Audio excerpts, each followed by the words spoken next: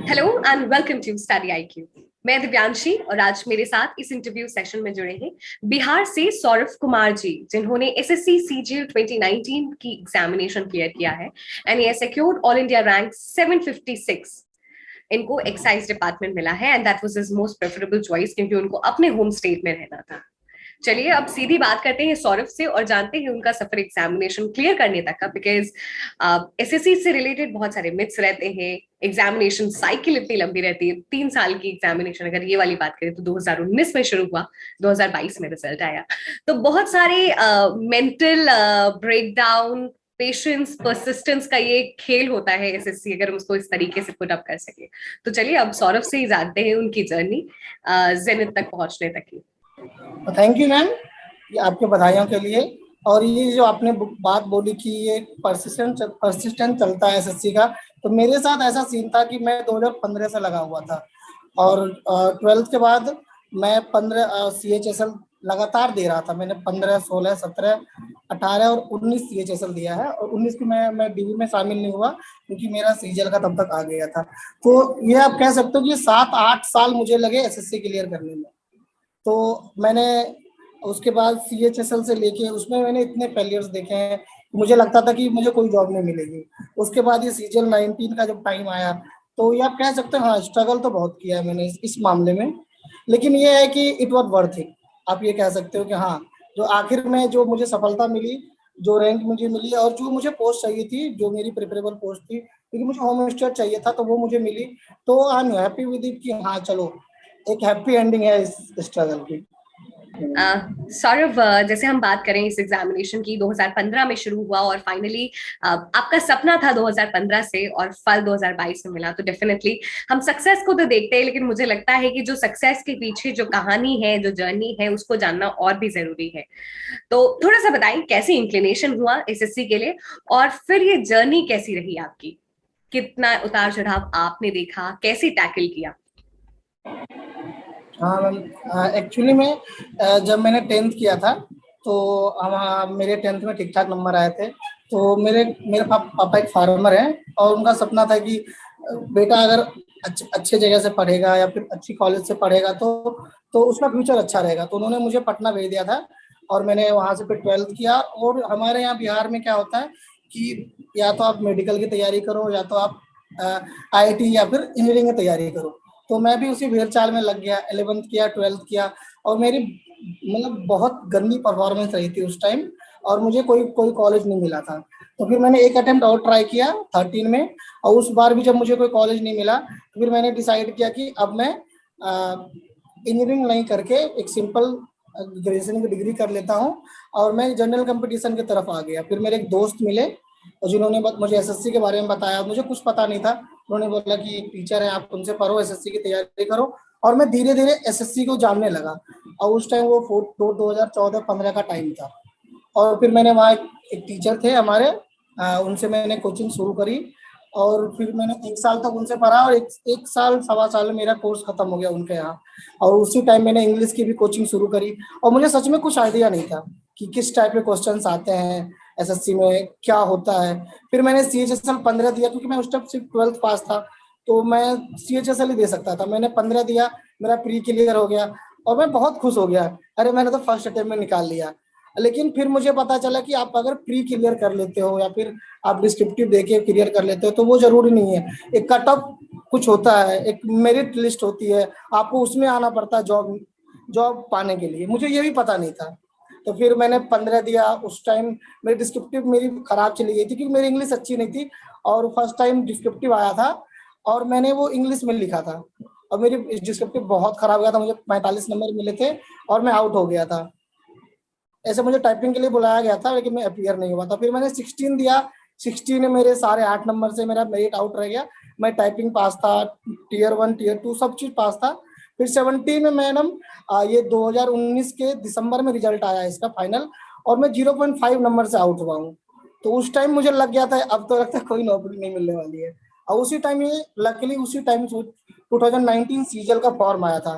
फिर मुझे लगा कि अगर इसमें मैं नहीं निकाल पाता हूँ और ये जर्नी पता चल गया था कि 17 से लेके 18 में कि लंबा खिंच रहा है पेपर आपको जब फॉर्म आता है उससे लेके 2.5-3 साल लगते हैं आपको टोटल ज्वाइनिंग होने में। तो मुझे लगा कि मैं इस बार अगर नहीं निकाल पाता हूँ तो फिर पता नहीं कब निकाल पाऊंगा। अब फिर मैंने 19 में थोड़ी सी अपने तरीके से थोड़ी मेहनत करनी शुरू करी, क्योंकि मैडम क्या होता है ना कि जब आप मेरे बिहार में, मैं बता रहा हूँ, मैं पटना का बताता हूँ कि बच्चे तैयारी करने चले जाते हैं, फिर तैयारी शुरू कर देते हैं, लेकिन उनको आइडिया नहीं होता करना क्या है। वो एक रूटीन है कि सुबह उठना है, थोड़ा सा पढ़ना है, जब फॉर्म आता है कि चलो कोई फॉर्म आ गया है, फिर वो पढ़ाई शुरू करते हैं बरसाती मेढक की तरह। मैं भी उन्हीं में से एक था, मैं झूठ नहीं बोलूंगा। थोड़ा सा पढ़ लिया 2 महीने, और मुझे लगता था चलो 2 महीने में तो निकल जाएगा, और 2 महीने में जॉब नहीं मिलती आपको। शुरू से लेके अंत तक, चाहे वो फॉर्म आया है कि नहीं आया है, आपको हमेशा लगातार पढ़ना होता है, फिर जाके मिलती है। फिर बच्चे कहते हैं यार मेरे को डिप्रेशन हो रहा है, मेरा रिजल्ट नहीं हो रहा है, क्योंकि आप 2 महीने पढ़ के उम्मीद कर रहे हो कि मेरा रिजल्ट हो जाए, जो कि मेरे हिसाब से तो बहुत मुश्किल है। मैं भी उन्हीं में से एक था। फिर मुझे अपनी गलती का एहसास हुआ, और मैं 19 में मैंने वो गलती नहीं दोहराई, जिस कारण से मुझे फायदा हुआ। सौरभ, आपने मुझे लगता है हर स्टूडेंट्स के नर्व्स को समझा है, क्योंकि आप भी कहीं कभी उसी स्टेज पे थे।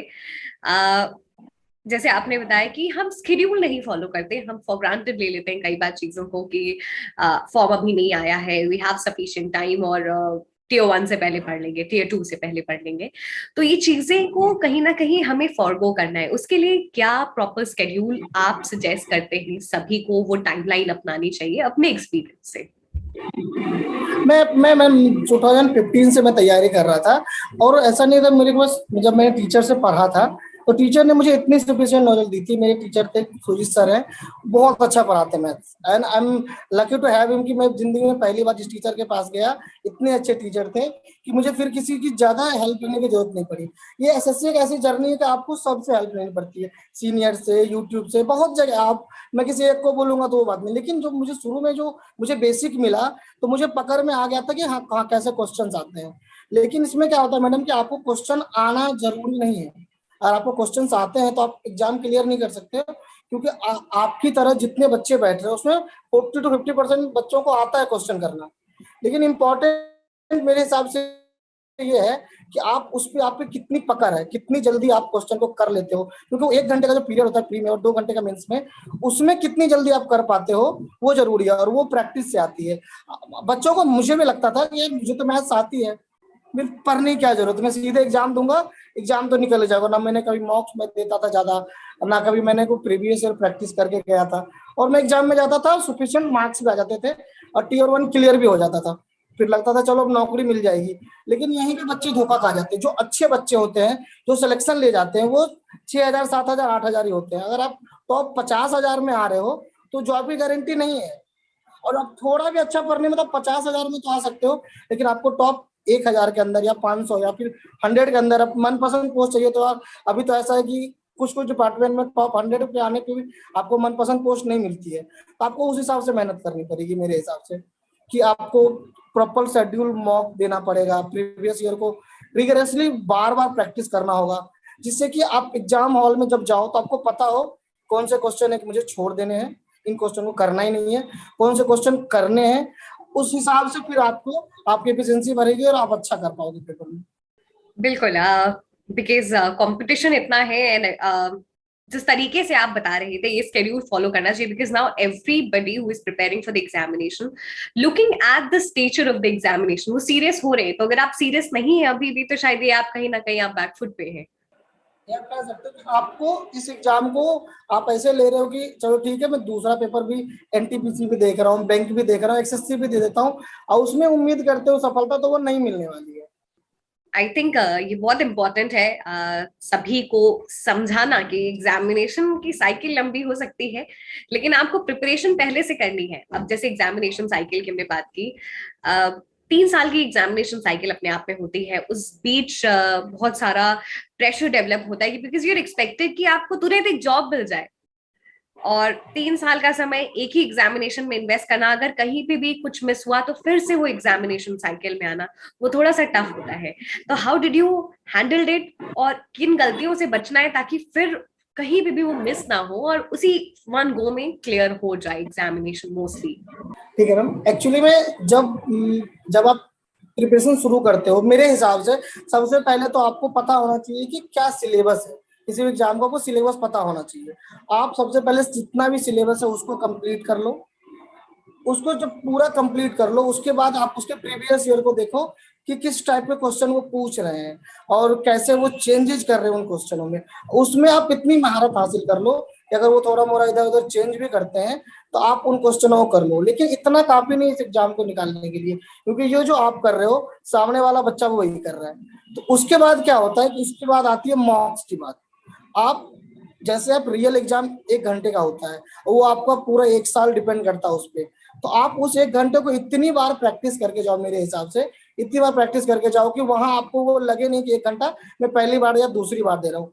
मैं अपना बता रहा हूँ मैम, मैंने 2019 जब फॉर्म आया था उस टाइम तक मैं सीरियस नहीं था, और मैंने उस टाइम नवंबर में फॉर्म आया था हमारा, और मैंने दिसंबर से पढ़ाई शुरू करी कि चलो अब सीरियस होकर पढ़ाई करते हैं। और मैंने नवंबर से लेके हमारा पेपर मार्च में हुआ था, इन 3 महीनों में मैंने 100 से प्लस प्री के मॉक लगाए थे। तो मुझे इससे ये हो गया, आइडिया लग गया कि कौन। और मैंने मेरे हिसाब से प्री का जो पेपर होता है उसमें ये डिपेंड नहीं करता 1 घंटे में कि आप कौन सा क्वेश्चन करते हो, वो ज्यादा डिपेंड करता है आप कौन सा क्वेश्चन स्किप करते हो। और जिस क्वेश्चन को आप स्किप करने लायक है उसको आप स्किप नहीं कर रहे हो, आप उसे सॉल्व कर रहे हो, तो आप ऑलरेडी रेस से बाहर हो चुके हो। कुछ क्वेश्चन ऐसे जानबूझ के दिए जाते हैं कि उनको आपको स्किप ही करना है, क्योंकि 4 मिनट आप या 3 मिनट एक क्वेश्चन को दे रहे हो, उतने में तो पूरा पूरा जीएस सेक्शन आप सॉल्व कर सकते हो। तो बच्चों को स्किपिंग सीखनी चाहिए, इतनी प्रैक्टिस करें कि उन्हें कुछ रिजल्ट्स याद होने चाहिए, जिस कारण से उनको ना कि पेपर में थोड़ा सा एडवांटेज मिलता है। सौरभ, ये तो हमने एग्जामिनेशन का जो प्रोसेस है उसके बारे में जान लिया, किस तरीके से अपने आप को मेंटली स्ट्रांग करना है। एक बहुत इंपॉर्टेंट चीज जो मैं जानना चाहूंगी, जो मेंस का एग्जामिनेशन होता है उसमें इंग्लिश एक बहुत इंपॉर्टेंट रोल प्ले करती है। आपने हिस्ट्री ऑनर्स किया है, आपका इंग्लिश बैकग्राउंड नहीं है। बहुत सारे लोग इस समस्या को महसूस करते हैं कि इंग्लिश को कैसे टैकल किया जाए। और मोरओवर मैं ये भी जानना चाहूंगी कि आपने कैसे कौन को भी किया, क्योंकि you were not from science stream और मैथमेटिक्स स्ट्रीम, तो कैसे इन सारी चीजों को आपने टैकल किया? यस मैम, मैंने हिस्ट्री ऑनर्स इसीलिए किया क्योंकि अब मैंने सोचा कि अगर मैं हिस्ट्री ऑनर्स करता हूँ तो मुझे ज्यादा उस टाइम पढ़ने की जरूरत नहीं पड़ेगी और मैं जनरल कंपटीशन पे ज्यादा फोकस कर पाऊंगा। क्योंकि हमारे बिहार में एक सबसे बड़ी बात है कि अगर आपके पास कोई गवर्नमेंट जॉब है तो आप आगे बढ़ सकते हो, और ऐसा है हमारे यहाँ एक तरह मेंटेलिटी है। और हिस्ट्री ऑनर्स में आगे मैं बढ़ भी नहीं सकता था, तो मैंने हिस्ट्री ऑनर्स करके इसे जनरल कंपटीशन में फोकस करना शुरू किया। और मेरी इंग्लिश जब मैंने 10th किया तो मैं बिहार बोर्ड से पढ़ा हुआ हूँ, और मैंने 12th और ग्रेजुएशन में भी हिंदी मीडियम में जनरली पढ़ा हुआ, तो मेरी इंग्लिश बहुत बेकार थी। और मैंने जब एसएससी की प्रिपरेशन तैयार शुरू की थी तो इंग्लिश में मुझे बहुत दिक्कत होती थी।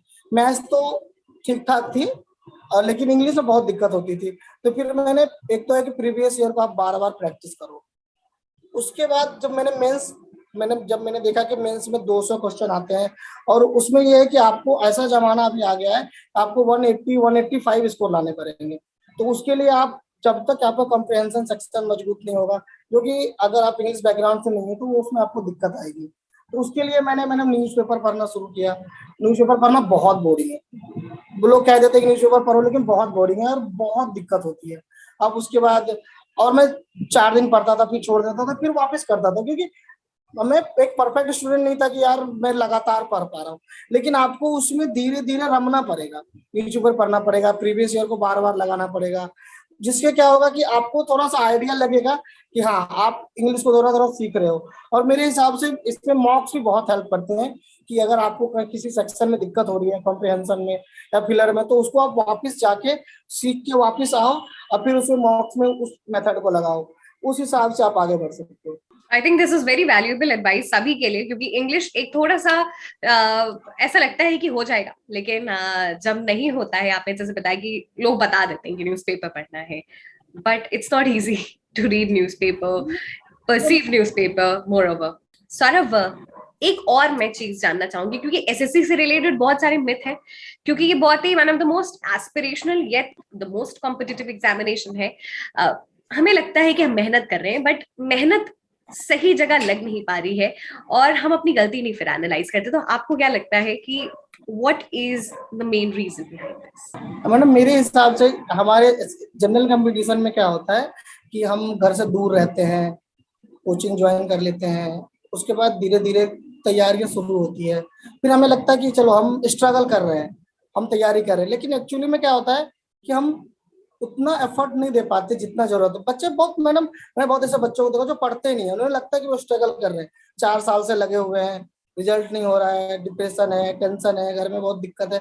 लेकिन जब धरातल पे बात आती है पढ़ने की, तो वो पढ़ाई 2 घंटे करेंगे या फिर एग्जाम वो एक होता है ना प्रोक्रेस्टिनेशन, कि आप कल से शुरू करेंगे, कोई नया बैच आएगा तब पढ़ेंगे, तो बच्चे इसमें उलझ के रह जाते हैं। और मेरे हिसाब से ये सबसे बड़ी वजह है कि आपकी सफलता में जो आड़े आ रही है आप खुद हो।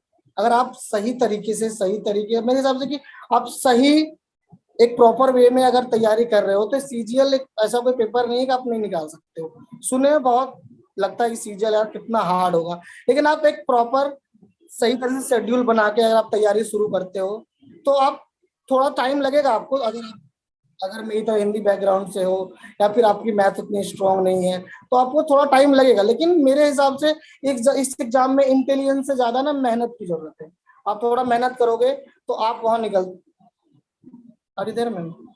राइट, आई थिंक यहाँ यहीं पे बात आ जाती है सेल्फ इंट्रोस्पेक्शन की, क्योंकि आपको बस वन साइडेड नहीं लगना चाहिए कि आप मेहनत कर रहे हैं, बल्कि आप अपने आप को एनालाइज करें और एग्जामिनेशन की किस तरीके से रिक्वायरमेंट है, क्या आप उसको मैच कर पा रहे हैं, ये इंपॉर्टेंट है। सर, कैसे स्टडी आईक्यू आपकी जर्नी में साथ रहा है? एक्चुअली जब मैं प्रिपरेशन करता था, तो हमारे एक ग्रुप था द पंडित करके, उसमें मैं बहुत सारे टॉपर्स बच्चों से मिला था। जो हमारे 19 के जो हमारे मॉक्स होते थे, उसमें हम लोग एक साथ मॉक देते थे, और उन लोगों के अच्छे अच्छे स्कोर आते थे। और खास करके मैं देखता था कि वो इतना अच्छा अच्छा स्कोर कर रहे थे। मैंने उनसे पूछा कि आप इतना मतलब कि कैसे कर रहे हो। उन लोगों ने मुझे थोड़ा मोड़ा हेल्प किया। फिर मुझे पता चला कि आप अगर अगर प्री में आप करंट अफेयर नहीं कर रहे हो, तो उसमें दिक्कत हो सकती है आपको। फिर मैंने स्टडी आई करंट अफेयर्स की जो पीडीएफ वगैरह आती है, वो देखना शुरू किया। तो करंट अफेयर मेरे मैडम प्री में 27.5 नंबर है जीके में।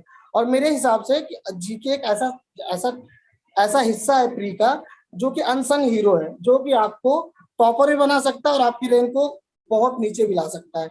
तो मेरे हिसाब से बच्चों को खास करके जीके और उसमें भी करंट अफेयर पे ज्यादा ध्यान देना चाहिए। और उसमें मैंने स्टडी आई थी, मैंने मेरी बहुत हेल्प करी। वो जो टॉप थ्रू 200 300 जो आते हैं पीडीएफ, मैं उन्हें देखता था, उसमें मेरी बहुत हेल्प हुई है। सौरभ, सेशन के एंड में है, कुछ सभी एस्पिरेंट्स को जो एसएससी की तैयारी करना चाहते हैं, उनके लिए कुछ फाइनल टिप्स सजेशन देना चाहेंगे? मैडम मेरे हिसाब से तो अगर कोई एसएससी की एस्पिरेंट है और वो सीरियस एस्पिरेंट है, तो मैं तो उसे यही बोलूंगा कि सबसे पहली बात तो पढ़ो।